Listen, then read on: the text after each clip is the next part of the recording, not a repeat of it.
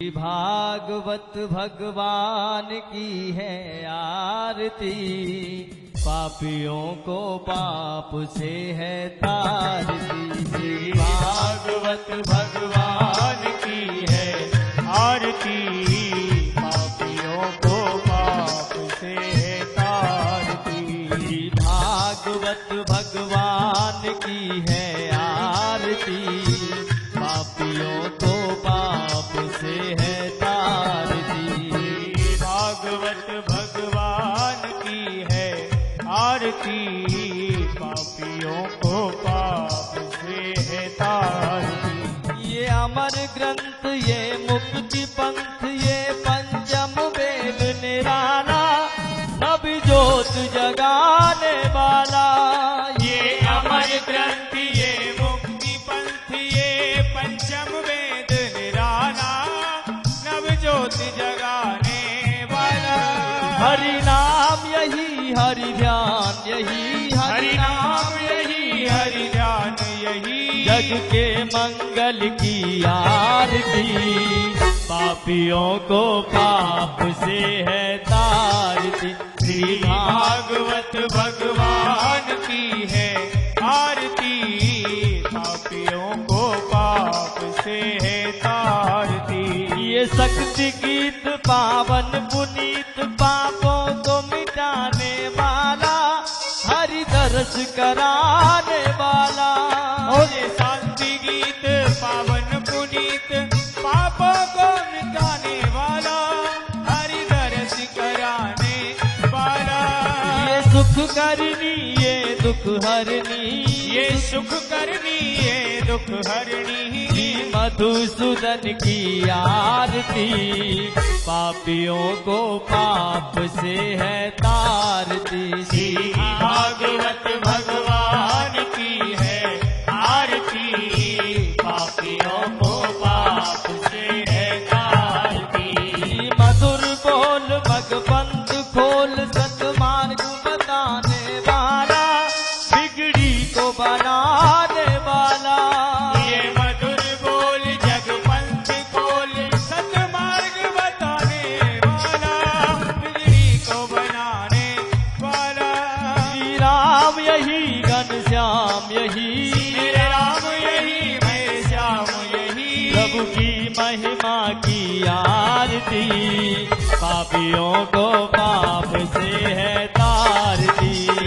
भागवत भगवान की है आरती, पापियों को पाप से है तारती। श्री भागवत भगवान की है आरती, पापियों को पाप से है तारती। भागवत भगवान पापियों को पाप से है तारती, पापियों को पाप से है तारती, पापियों को पाप से है तारती। बोलिए श्रीमद्भागवत महापुराण की जय। ओम द्यौः शांतिरंतर चकुं शांति पृथ्वी शांतिरापः शांतिरोग्धा शांति वनस्पति शांति विश्वदेव शांति ब्रह्म शांति सर्वं शांतिरेधि।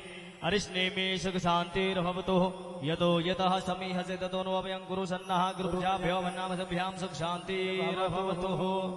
बोलिए वृंदावन बिहारी लाल की जय हो। श्रीमद्भागवत महापुराण की जय हो। सदगुरुदेव भगवान की जय हो। श्री सुखदेव जी महाराज की जय हो। श्री व्यासी महाराज की जय हो। जय जय श्री राम, राधे, जय जय श्री राधे, जय जय श्री राधे श्याम।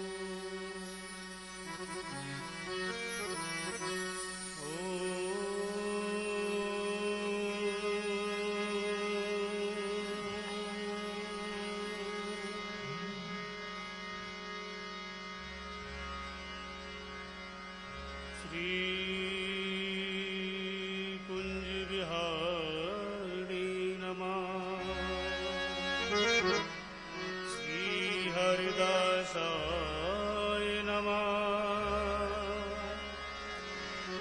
सद्गुरुदेवाय नमः।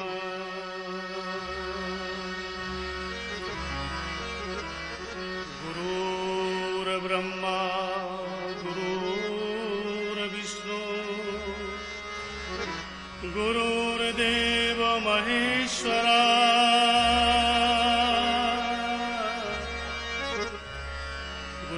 साक्षात् परं ब्रह्म तस्मै श्री गुरुवे नमः। सरस्वत्यै नमः। श्री हनुमते नमः। सच्चिदानंद रूपाय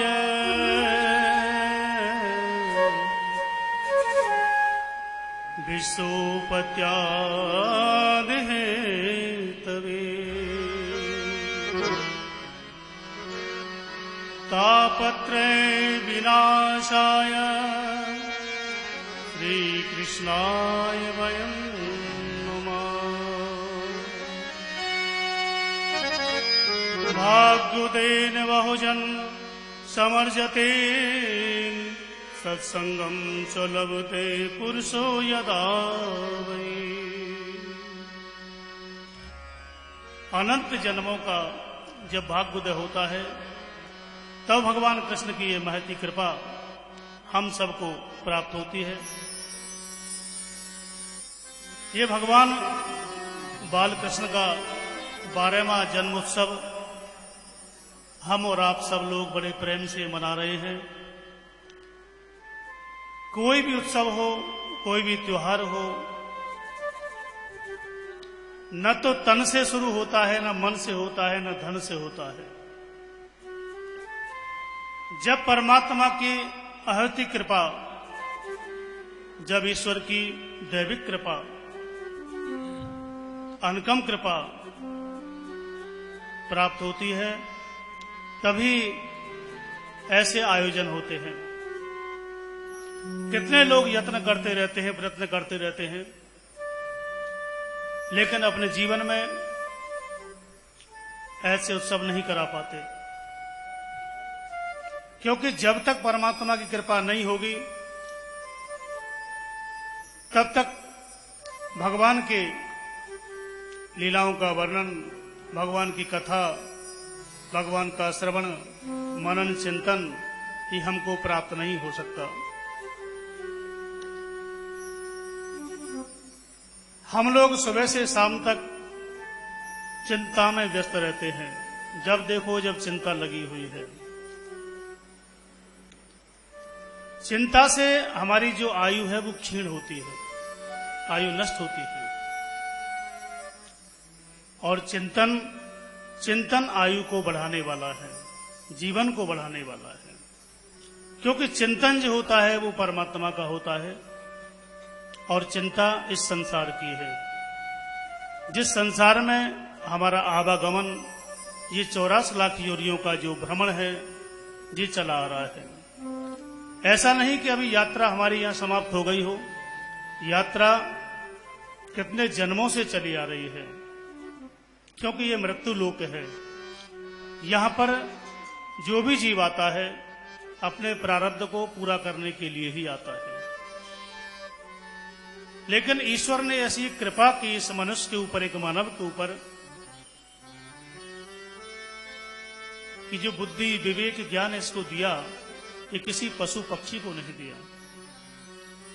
और मुझे लगता है शायद इसीलिए दिया होगा कि अपने कल की ये सुधार सकता है, उस परमात्मा से ये मिल सकता है। जो कहे कि ईश्वर अंश जीव अविनाशी, ये जो जीव है ये उस परमात्मा का एक अंश है जो उससे बिछुड़ गया है। आपने देखा होगा कितने नाले नदी में जाके मिल जाते हैं, उनका अस्तित्व नदी में बदल जाता है। अगर कोई नदी नाले में आकर के मिल जाए तो उसका कोई वहां अस्तित्व नहीं रहता है। उसी प्रकार हम सब जो भ्रमण कर रहे हैं 84 लाख योनियों में, उस परमात्मा से बिछुड़ चुके हैं और उससे मिलने का केवल एक ही रास्ता है, वो है संयम। संयम के द्वारा, सत्संग के द्वारा और समर्पण के द्वारा उससे मिला जा सकता है, अनुभव किया जा सकता है।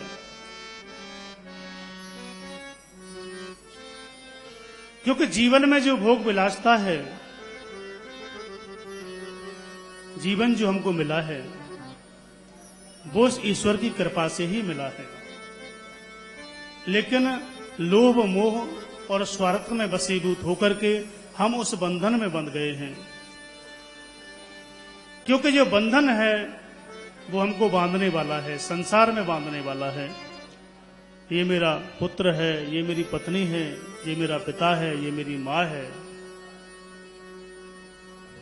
और ये बंधन ही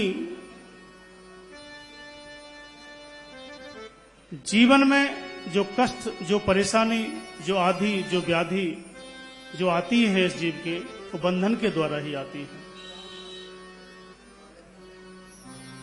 बंधन का जो अस्तित्व है वो तब खत्म होता है जब हमारे मन में एक चिंतन का भाव पैदा हो जाता है। सत्संग के द्वारा, अच्छे लोगों की संगति के द्वारा, पुराणों की कथा सुनकर, भागवत कथा सुनकर।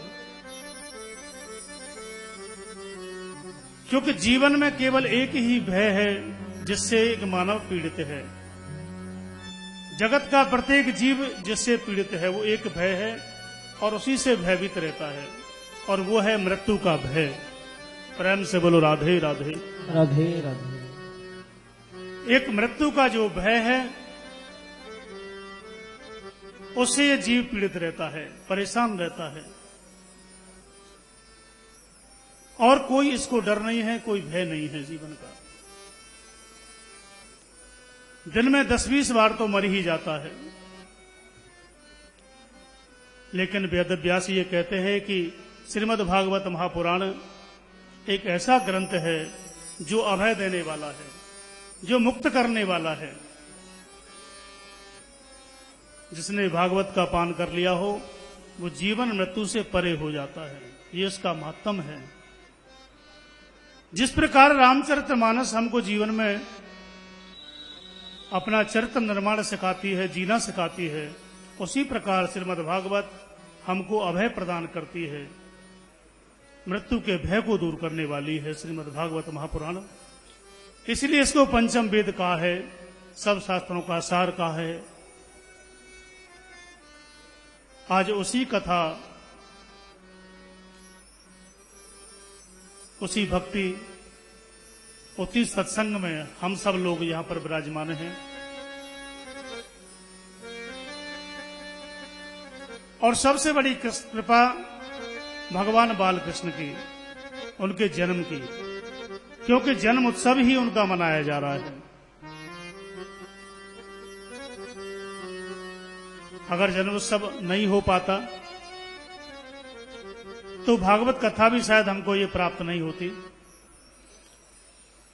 क्योंकि जीवन में केवल एक ही आधार है और वो है परमात्मा का चिंतन। और उसके लिए जरूरी नहीं है कोई साधन आपको जुटाना है या कोई मन में भाव आएगा तभी आप करेंगे। क्योंकि तुलसी बाबा ने कहा है कि भाव कुभाव अनक आलस हो और नाम जपत मंगल दिस दस हो। उसके लिए कोई नियम साधना की जरूरत नहीं है। उसके लिए जरूरत है तो केवल भाव पैदा करने की। अब वो कैसा भी भाव हो, चाहे वो मित्र का भाव हो, सखा का भाव हो, शत्रु का भाव हो, भाव होना चाहिए। और जब ये भाव आ जाता है तो अवश्य ही परमपिता परमात्मा जगदीश्वर अकारण वर्णालय मनवांचित कलतरु तड़ित पीतम्बर धारी श्री बालकृष्ण लाल की जो प्रतिमूर्ति है, जो वांगमय स्वरूप है श्रीमद् भागवत महापुराण का, उसकी कृपा हम सबको प्राप्त होने लग जाती है।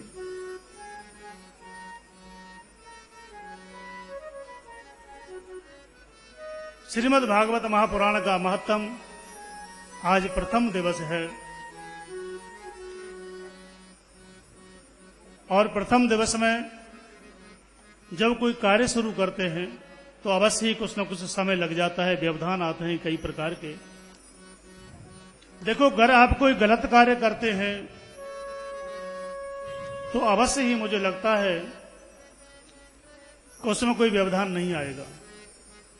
और अगर सत्य कार्य करते हैं, सत्संग करते हैं, अच्छा कार्य करने को आप जाते हैं तो उसमें निश्चित ही कोई न कोई व्यवधान जरूर आते हैं, क्योंकि सत्य स्वरूप परमात्मा का रूप है।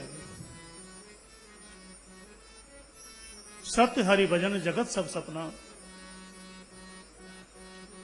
और सत्य कहो में अव्वल अपना। सत्य का अनुभव एक परमात्मा का स्वरूप का अनुभव है।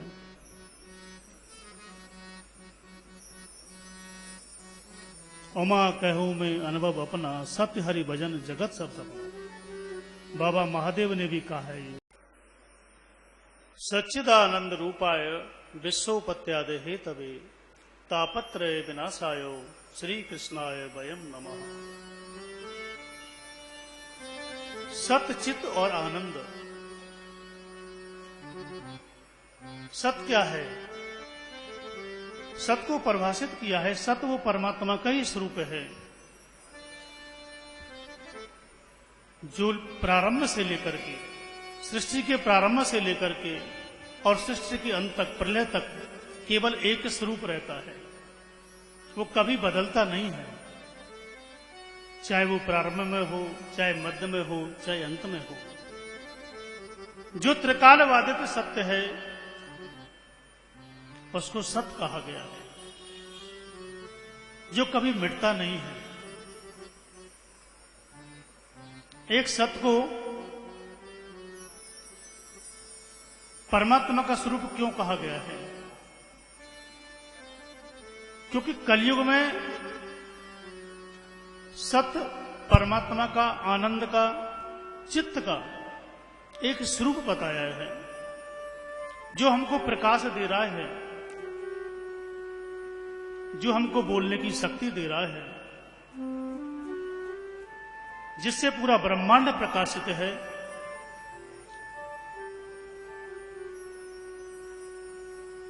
सूर्य और चंद्रमा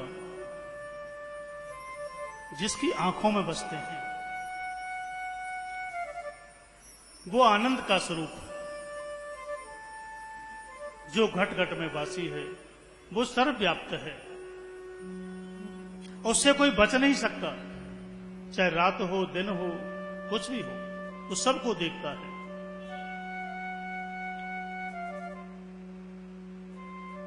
जो मनुष्य से लेकर के हाथी तक और हाथी से लेकर के चींटी तक के लिए व्यवस्था करता है, भोजन की व्यवस्था करता है। सूक्ष्म से सूक्ष्म और बड़े से बड़ा, जिसको कई विद्वानों ने परिभाषित किया है आकार, निराकार, साकार, अनंत रूप, अनंत नियंता, जगदीश्वर, ब्रह्मांड नायक, वो परमपिता। उस परमात्मा के लिए कहा गया है कि तापत्रय विनाशायो, तीनों प्रकार के तापों को विनष्ट करने की जिनमें सामर्थ्य है, जिनमें शक्ति है। कौन कौन से हैं तीन प्रकार के ताप? बाबा तुलसी ने कहा है रामचरितमानस में कि दैहिक दैविक भौतिक तापा और राम राज काहू नहीं व्यापा। देह का ताप, देह का कष्ट, मन का कष्ट और अर्थ का कष्ट, धन का, तीन प्रकार के कष्ट प्रत्येक मानव के जीवन में व्याप्त है। जब से ये जन्म लेता है, जन्म से ही शुरू हो जाते हैं और मृत्यु काल तक ये तीनों ही तापों से ये ग्रसित रहता है।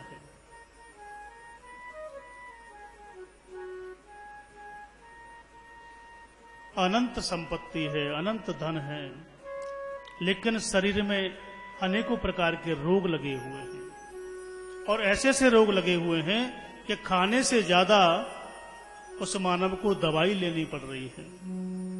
कभी बुखार की लेता है, कभी सिर दर्द की लेता है, कभी शुगर की लेता है, कभी पेट दर्द की लेता है, उसी में लगा रहता है। धन बहुत है लेकिन तन सही नहीं है। किसी का तन सही है तो मन सही नहीं है। मन में अनेक प्रकार की पीड़ाएं व्याप्त हैं। न कभी बेटा सुनता है, न कोई बेटी सुनती है, न पत्नी सुनती है। सब अपनी मर्जी के मालिक हैं। बाबूजी बड़े परेशान, क्योंकि मन के द्वारा जो ताप है वो दूर नहीं हो सकता, धन के अभाव में भी दूर नहीं हो सकता और देह के अभाव में भी दूर नहीं हो सकता। तो भगवान सूत जी ने कहा फिर दूर कैसे होगा? और दूर होने का केवल एक ही उपाय है कि भगवान का चिंतन, भगवान की शरण। कि कोई तन दुखी, कोई मन दुखी, कोई धन बिन रहते उदास, थोड़े थोड़े सब दुखी, सुखी राम के दास।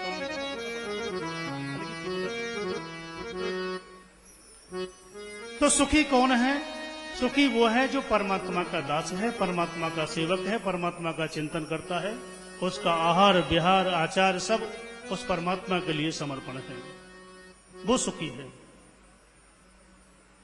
हम लोग सुख की कामना सब करते हैं, कोई ऐसा जीवन नहीं है जो सुख की कामना न करता हो। लेकिन सुख मिलेगा कैसे? क्योंकि सुख तो केवल एक परमात्मा के पास है, उस आनंद के पास है। इसीलिए तो कहा है कि नंद घर आनंद भयो जय कन्हैया लाल, और अवध घर आनंद भयो जय राजा राम। राम नहीं हुआ, भगवान कृष्ण आनंद हुआ है वहां। जो आनंद सिंध सुख राशि, सी करते त्रिलोक सुपासी। उस आनंद की सिंधु की बिंदु भी अगर थोड़ी भी हमको प्राप्त हो जाए तो हमारा जीवन धन हो जाता है, परम हो जाता है, आनंदमय हो जाता है। प्रेम से बोलो राधे राधे राधे।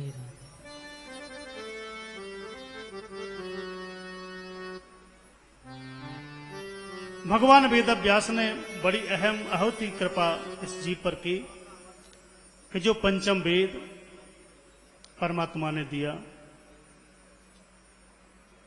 जिसमें भक्ति है, ज्ञान है, वैराग्य है, त्याग है, सारे रस इसके अंदर मौजूद हैं। यहां एक बात और भी बताने की है, चाहे आपको किसी भी पुराण को पढ़ने का समय न मिलता हो, शिव पुराण न पढ़ी हो, विष्णु पुराण न पढ़ी हो, पद्म पुराण न पढ़ी हो, कोई शास्त्र न पढ़ा हो, अगर आपने भागवत कथा का अध्ययन कर लिया है, उसके श्लोक का अध्ययन कर लिया है, मनन कर लिया है, चिंतन कर लिया है, तो पूरा लाभ आपको प्राप्त हो जाता है। प्रेम से बोलो राधे राधे।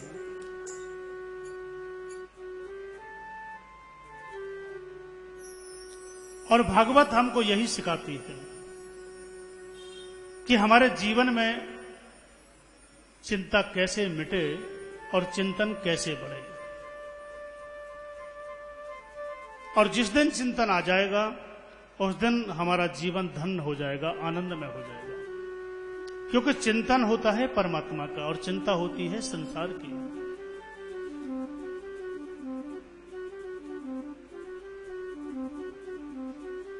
परम पूज्य डोंगरे जी महाराज कहा करते थे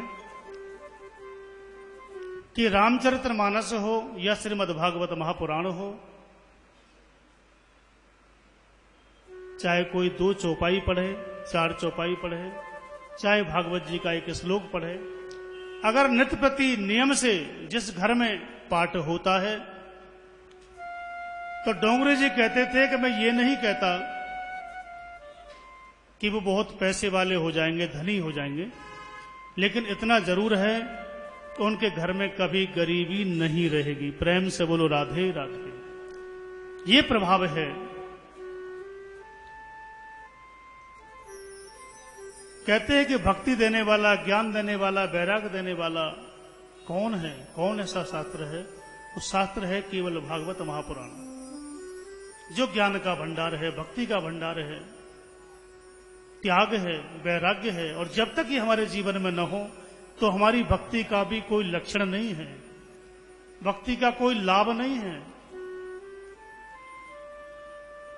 कहीं भी आप चले जाइए, किसी मंदिर में चले जाओ, तीर्थ यात्रा में चले जाओ, जहां जाओगे वहां आपको भक्त ही भक्त नजर आएंगे, भीड़ ही भीड़ नजर आएगी।